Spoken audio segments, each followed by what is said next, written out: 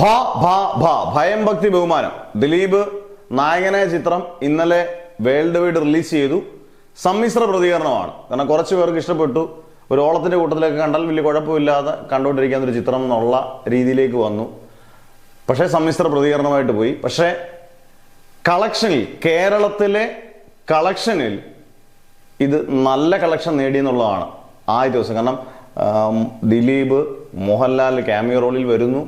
ഇതൊക്കെ ഒരു ഫാക്ടർ ആയതുകൊണ്ടും നല്ല അത്യാവശ്യം പ്രീ സെയിലിംഗ്, നല്ല ബുക്കിംഗ് വരികയും ചെയ്തതോടുകൂടി ആദ്യത്തെ ദിവസം കളക്ഷൻ തുടരും ലോകേക്കാട്ടിൽ മുമ്പിലാണ്. അതായത് എമ്പുരാന് 2025 എമ്പുരാന് തൊട്ട് താഴെ എന്നുള്ളതല്ല, എമ്പുരാന് താഴെയായിട്ടാണ് സെക്കൻഡ് പ്ലേസിലാണ് നമ്മുടെ ബബ്ബ വന്നേക്കുന്നത്. അതിന്റെ കളക്ഷൻ എന്ന് പറഞ്ഞാൽ ഏകദേശം 7.25 കോടി രൂപയാണ്. അത് തുടരും ലോക, കേരളത്തിൽ നേടിയിട്ടില്ല. വേൾഡ് വൈഡ് ചിലപ്പം ഇത് രണ്ടും കവർ ചെയ്ത് കാണും. പക്ഷെ കേരളത്തിൽ ടോപ്പ് 2 എന്ന നമ്പറിൽ വന്നിട്ടുണ്ട് നമ്മുടെ ബബ്ബ.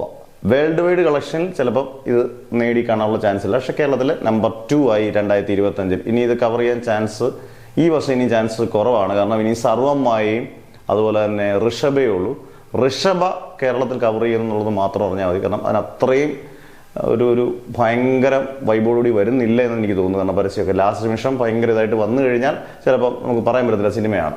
പക്ഷെ ഇതുവരെ നമ്പർ 1 എമ്പുരാൻ, നമ്പർ 2 ബബ്ബയാണ്. പക്ഷെ സമ്മിശ്ര പ്രതികരണത്തോടുകൂടി പടം താഴോട്ട് വരികയാണ്. ഇന്നത്തെ കളക്ഷനൊക്കെ വളരെ മോശമായിക്കൊണ്ടിരിക്കുന്ന അവസ്ഥയാണ്. ഇന്നും ഒരു ഞായറാഴ്ച കൂടി കഴിയുമ്പോഴത്തേന് പടത്തിന്റെ കൃത്യം കളക്ഷനിലേക്ക് നമുക്ക് അറിയാൻ പറ്റും.